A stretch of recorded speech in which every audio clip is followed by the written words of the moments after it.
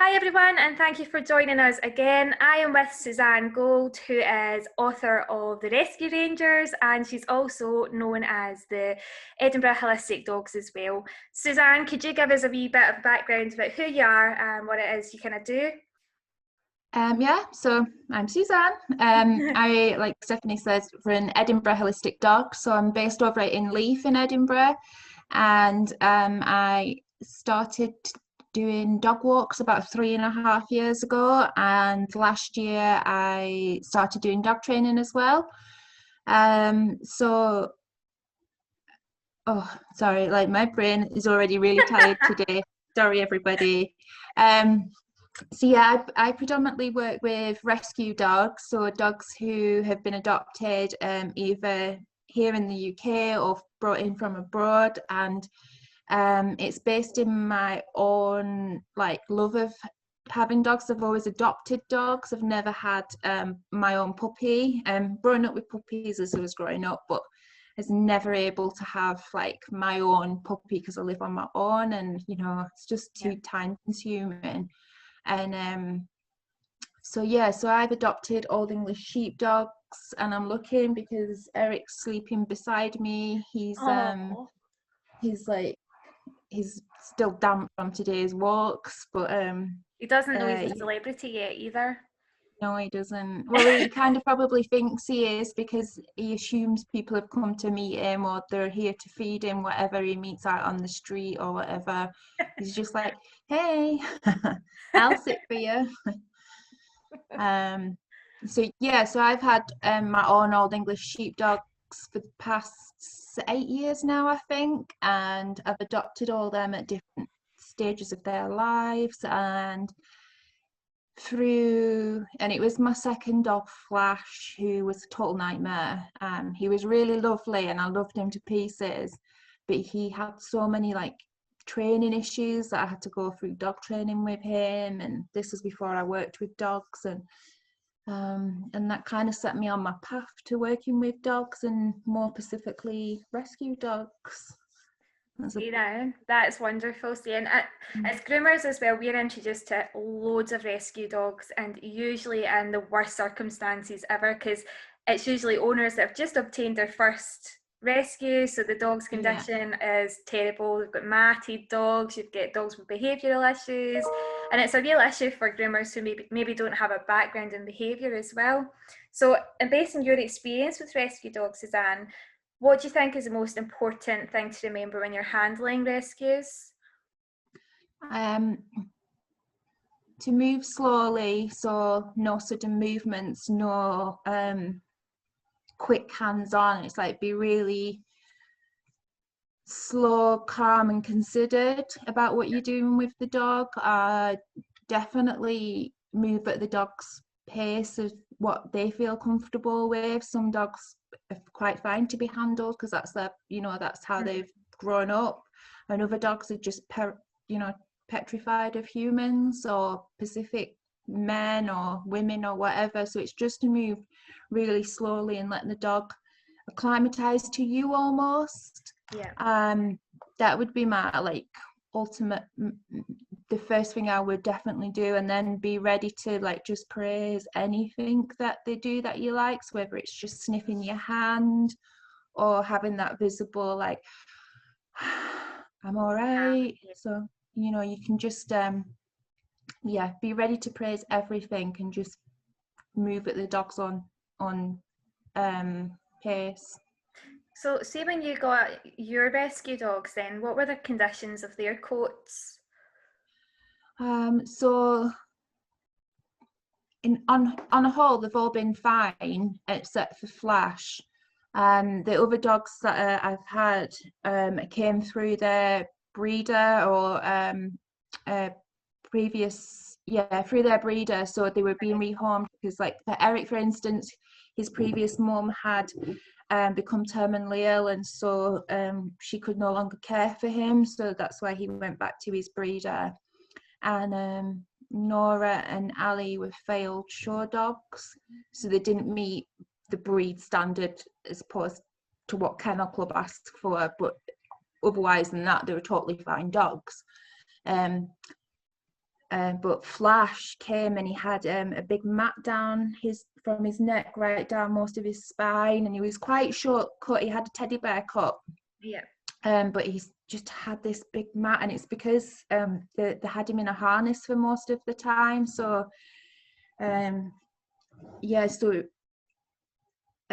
well, my mum and dad have always shown Old English sheepdog, so my mum's like really good at grooming them and to maintain the show coat. So when I first got Flash, like she diligently like dematted his, the massive mat and got most of his knots out, and I stood and talked to Flash, like I was chatting away to him, and I was by his head so that my mum could work on his back, because on her grooming table, and he hated being brushed.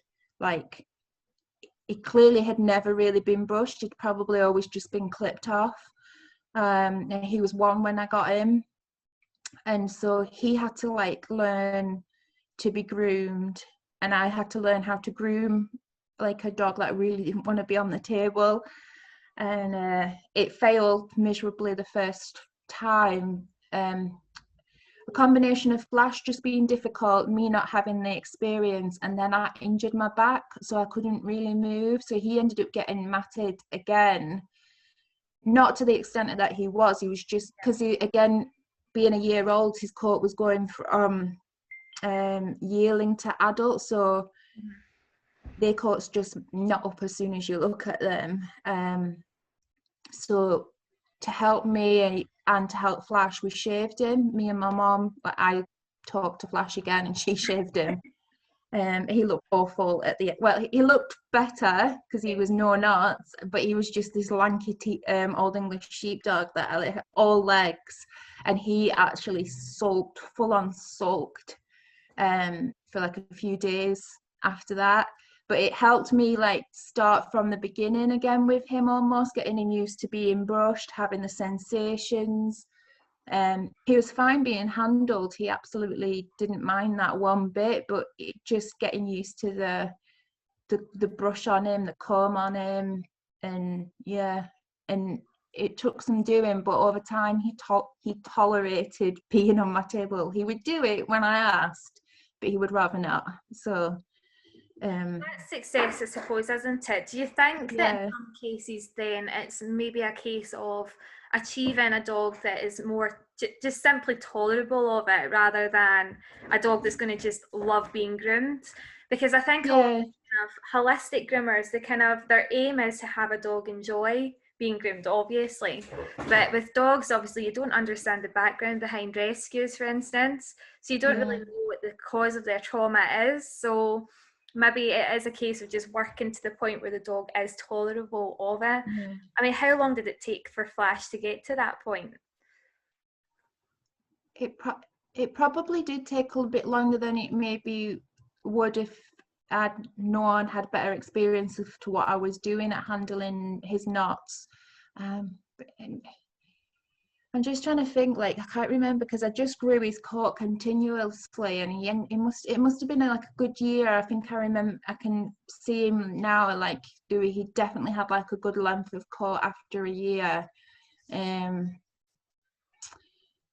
But yeah, he would happily get on the table because I was asking him to, but like, yeah, if he had the option, he would, and a couple of times he'd escape and hide by lying on my bed. Like, that's the level of how far he could get away. Hiding in plain sight. But he was, as long as he got breaks and he was rewarded after it, he would do it, because it was never a fight in the, after a while it was just, okay, I'm doing this. And I always actually had to have my mum's help to do his feet because I didn't have enough hands to do it. So take him home to my mum's, put him on her big table, and I'd have to again stand at his head and chat, because if I left, then he wasn't going to stay on the table. Like, even to sit on the other side of the room, he wouldn't stay on the table. See, a lot of the time as well, I try and encourage a lot of dog owners to stay. I mean, there's Yeah, obviously some dogs don't like that at all. Some dogs are very easily distracted by their owners and just want to get to them. But yeah, I find a lot of the time with, dogs that are a wee bit more anxious, having the kind of security blanket there that the owner's talking to them, like you say, and you can yeah, get whatever needs done, then it's less of a kind of ordeal for the dog. yeah. So do you think that's probably why he kind of was more receptive to getting done, because you were kind of standing there reassuring him while your mum was doing it? Yeah, yeah. I mean, he went to go and stay with my parents when I had knee surgery, and my mum said she tried to groom him, and she got him on the table and fine. And the minute she got a brush out on him, he was like, "Nope, not having this," and just bolted from the table. So she's like, "I couldn't groom him for you," and I was like, "It's fine." I think they're Um, honestly, they're like kids though, aren't they? They I definitely, know, like, they play up though. They do play up. Oh my but gosh. yeah, I mean, he was the same. He was a blood donor as well for the pet blood bank, and again, like he'd do that one because the dogs. It's an amazing process. If anybody has ever been through it, like it's all about the dogs and making sure they're comfortable and happy. And if a dog so much as remotely stressed, they won't attempt to blood draw from the dog. And they get the dogs lying on the side, which is how I groom my dogs, lying on the side, and then the needle goes in the neck, and two staff are holding the dog in place, getting ready in case the dog moves, and one staff's doing the blood draw. And I used to just sit on the floor, so my face was next to Flash's face, and he was totally fine as long as I was there with him. Like he'd just lay there, and it would be over in less than 5 minutes, and they'd get like a good pint of blood out of him. Oh my god. But as long as like I was with him, he was happy to do anything. Yeah, So I do definitely think it's worthwhile, groomers having in mind and providing that service as well, because it's peace of mind. It's peace of mind for the owners to see what's going on behind the scenes as well. yeah, It also is a great opportunity to educate owners how to do it at home as well, how to yeah. flashing. You mentioned that you groom all your dogs now on on their side. Is that on the floor that you tend to groom Oh your? no, I'm on a table, a grooming table. Like, my back would be ruined if I tried to. And that's another issue that I think a lot of holistic groomers have as well, as a lot of the time we are on the floor constantly. I mean, Yeah, I've got knee pads actually, for kneeling down, and also kind of like wee footstools and bean bags as well actually. yeah, A lot of the time I feel a lot of rescues aren't obviously initially happy to stand on a table, no, that kind of restriction.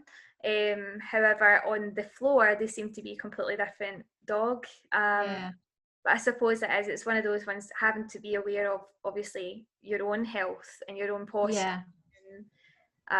It's certainly worthwhile trying to wean a dog onto the table. So, how did you introduce the table to the dog? Um, Probably really badly in hindsight.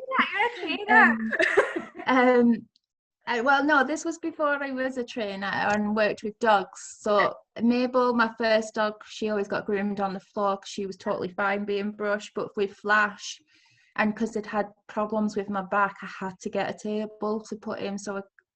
And I don't think it was ever a, like obviously. I mean, being a big dog, like he was 30 something kilos, so it's not like I could just pick him up and shove him on it.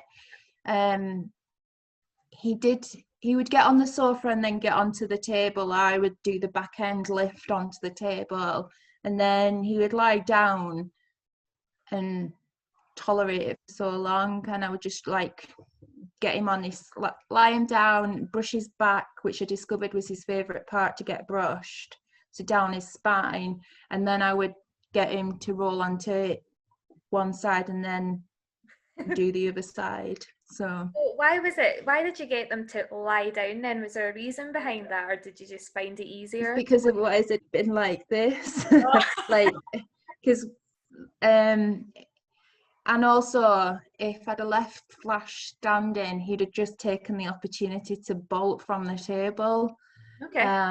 So at least lying down, I had the opportunity to like Repair. catch any potential movement. Yeah, because I've never restrained a dog or anything, or had them on the head collar. It's just I don't need it in my setup for my dogs. Yeah. So yeah, it was lying down, do his back and what he really liked, because then he would just go, and I could get his sides done and everything but his feet. Yeah, so would you recommend then starting with, as you say, the favourite parts first, and then kind of getting that out of the way to try and relax them? Because I think a lot of people will look at it as, we'll get the worst parts out of the way, and then we'll end with the good parts. But obviously, then they're kind of over that threshold, then, aren't they? Because they're getting themselves worked up so much. Yeah, I would definitely do what they love. I mean, and I've never met a dog that doesn't like having their back and their spine like rubbed. They've got nerves there, don't they? Because I mean, Yeah. the weirdest thing when I'm clapping, I noticed this the other day with my male Tibetan Mastiff, and they've molted all of their coats right now, so they look half the size. I don't know if that's got, like, there's something to that. We're going to speak to a dermatologist down the line, actually, so I'm going to ask her this question. But what I've noticed is when I'm clapping Louis on the back, his skin moves. It's as though there's like a wee nerve at the back, kind of the centre line of the back. So that's interesting. It's probably like all his muscles just either contracting and releasing. Like when you get skin twitches, that's usually when the muscles are releasing. Kind of like the same idea as getting goosebumps. Yeah. Yeah, it's I've never noticed it before, but obviously I'm thinking maybe because his coat's not so thick, he's obviously feeling the sensation a lot better. So let's talk about your book. I read your book. Oh my gosh! Yep. Yours got posted today as well. Oh my goodness! I mean, it's looking great. I'm so excited. I love it. I'm just like. How did it feel to actually have it in your hands? It's amazing. Like, honestly, it's amazing. Like, I got a box of like 60 of them delivered the other day. And I was like, it's a box of my books. Like, it's not just like a rogue book hanging around my desk now. It's like I mean, they've all been posted today, but it was amazing. Like, I still can't believe I've actually done it. Like, I'm so proud of myself. Never mind. Pardon? You wrote that from start to finish over lockdown, is that right? Yeah. My goodness. Yeah. So over about, I think I did it in about 6 weeks, but that wasn't like writing every day. That was like, I think I spent like most of a day writing, and then I would leave it and do something else for a day or two and go back to it. Yeah, I didn't think I'd have this much to write, because it is quite a chunky book. Well, so tell us more about the book then. Sorry, yes. So this is the Rescue Dog Ranger's Roadmap, and it's how to transform your rescue dog into a calm, confident canine. And like I say, it's based from my point of view and my own experiences with my dogs, and the dogs I've actually been able to work with over the past 3 years.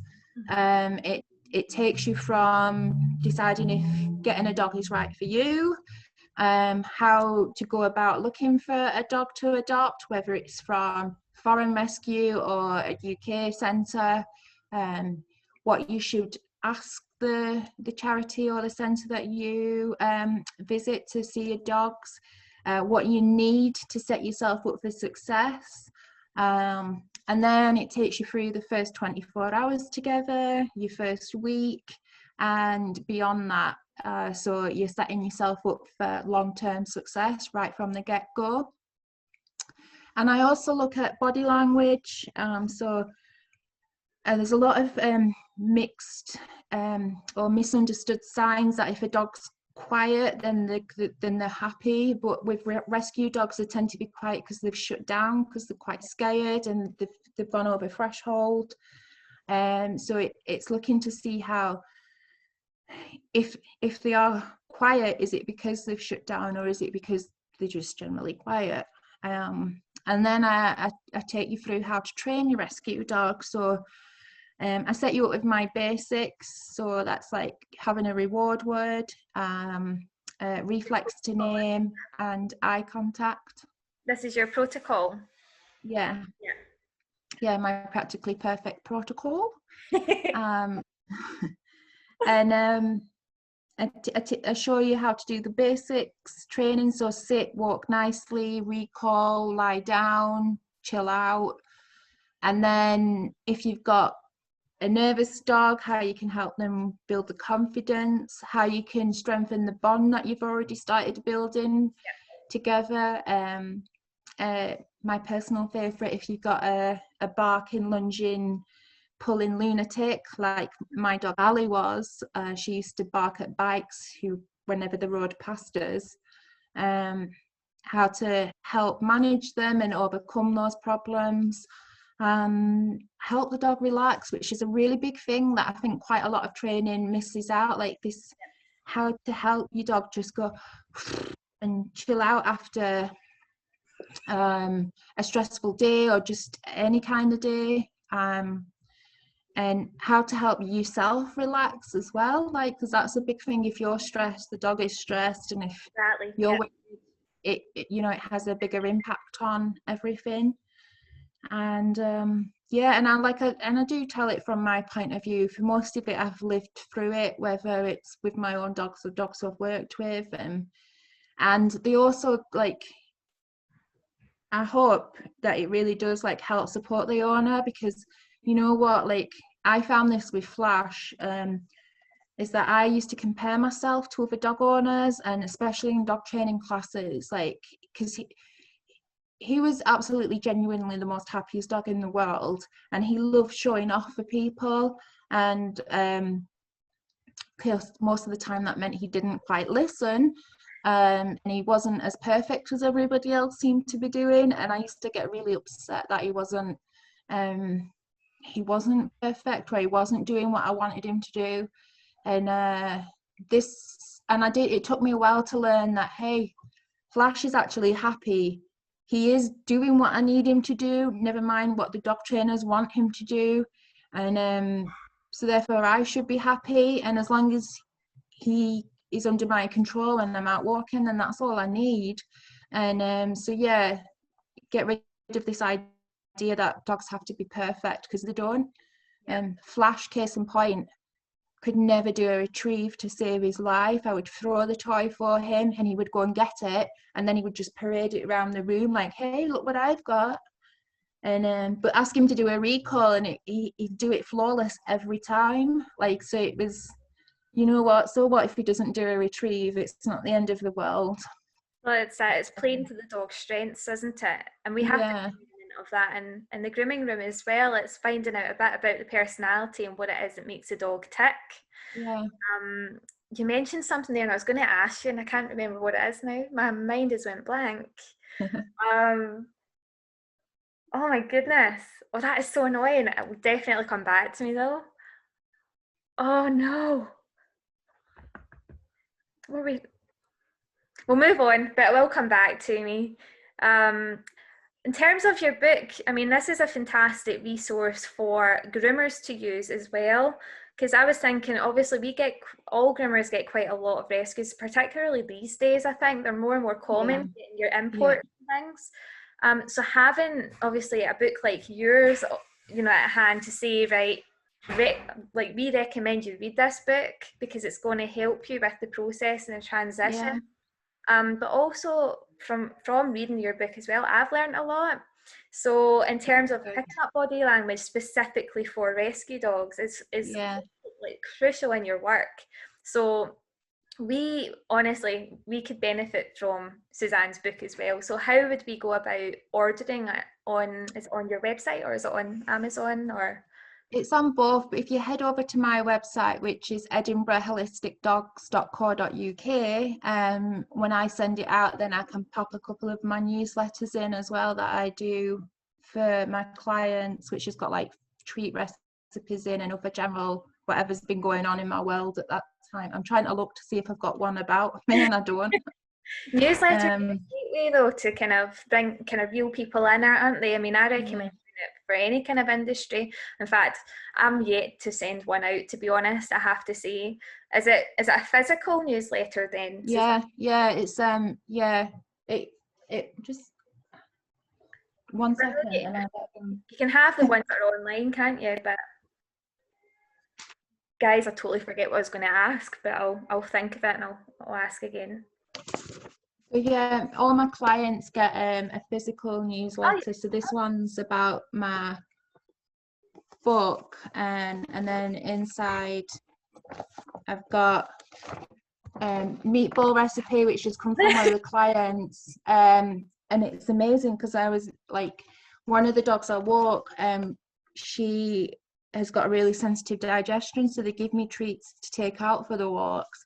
And these meatballs that they make, so they're called meatballs, but they feel like biscuity kind of thing, so it's not as gross as it sounds, but all the dogs love them, and I get practically like floored every time I'm trying to give Jet one. All of them want one, so I put the recipe in the magazine, tips about preventing heat stroke, and then there's what I'm up to at the minute. So I became an auntie for the second time, so that's little Milo, and then that's Eric and his favourite coffee shop because he knows where to keep the biscuits for the dogs. And then that's my other dog, Ali, and her 10 puppies. My God. So, honestly, I love puppies. And the thing is, there's so much to puppies as well that I'm just discovering through this course that I'm doing, and how obviously a breeder's responsibility is just crucial in obviously the development of, going forward. So going forward, Suzanne, could you put below this video, once I post it, I'll probably post it either tomorrow or next week. I'm trying to space them out so that obviously I'm not running out of people to speak to. I never really thought about that. I'm like, oh, who to talk to now? So either tomorrow or next week, I'll let you know. It depends on what interviews I've got lined up.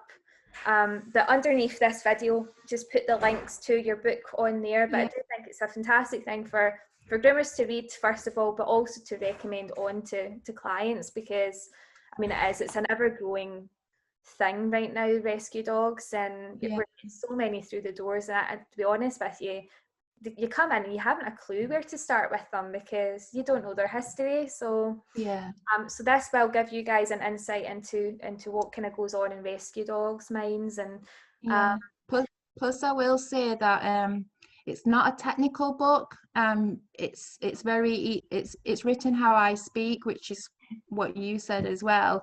And because I'm not technically minded, I keep things quite simple, especially when I'm teaching and working with dogs, and that's pretty much how I've approached the book. So, if you do buy it, and please do, you will find it really easy to understand and easy to delve in and out of without feeling like you need like an in dictionary or whatever to understand the crazy amounts of words that some trainers like to throw at you. It was like a goal of mine to make it really accessible and really easy to read and understand. It's for the people that want to know how to help the dog that's in front of them, not any dog in general, so it is a straightforward one step after the other way of learning and reading.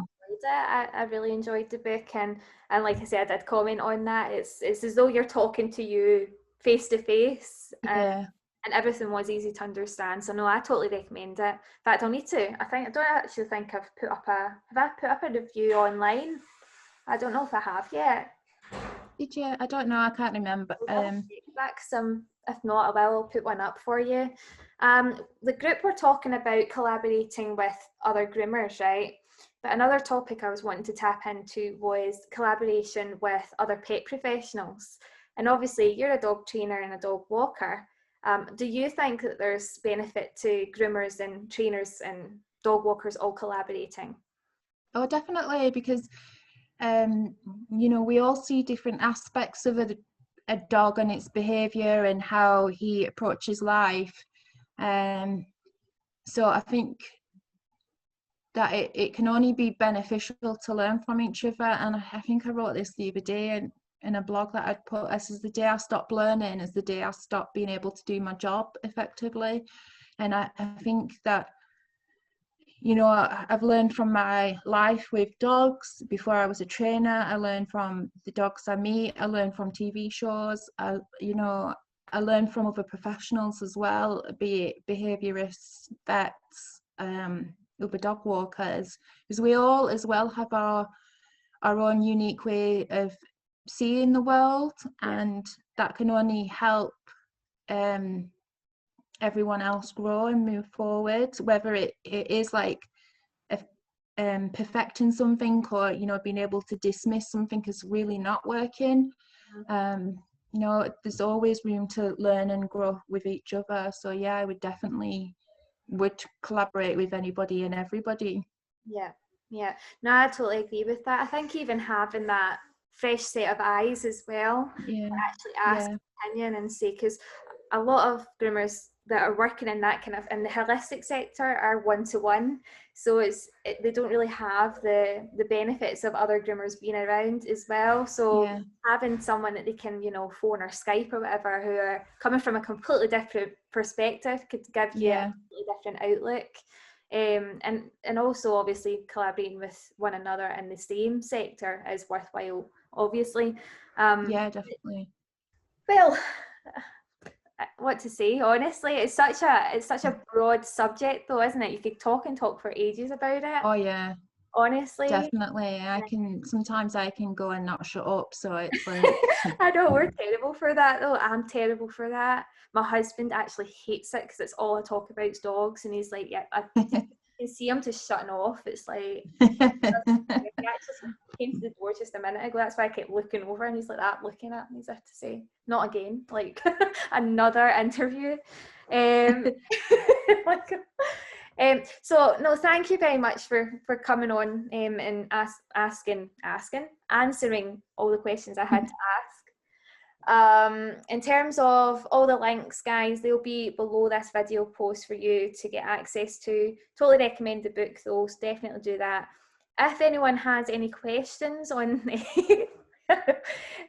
that's me as well. And then that's Eric. It's so cool. Yeah, that's my dog Eric. And then these are dogs that I've worked with and that they feature in the book as well. So Tizer, Hugo, Sotos, and Ted. So yeah. No, I do. And normally my hair is properly pink like this, so it's not just like a fun illustration. Come Saturday, or come this Saturday, my hair will be restored to its pink glory. Oh my gosh, honestly. Suzanne, would you mind being accessible for anyone who have any questions on rescue dogs particularly? Is that something No, not at all. Welcome. Yeah. I do think that there's a cry out for someone that has a wee bit more expertise in rescue dogs particularly. So and whether you ask me in the Facebook group or you fire me an email and just mention that you're from your Facebook group, it's not an issue. I'm quite happy to help and chat and listen if needs be. Yeah, well, that's it. And a lot of groomers actually end up rescuing dogs themselves as well. So, I mean, it can be of benefit to them in that sense. Just post your email then, and post your Facebook page and all the different links below this post for us. And just sit tight and probably wait for the tidal wave of questions to come. But so if you guys have any questions, then you know where Suzanne is. She is a member of our group as well, so just shout out to her and she'll be happy enough to answer any queries that you have. Thanks once again, Suzanne, and we'll no worries at some point in the future again. All right. Yeah. Bye. Bye.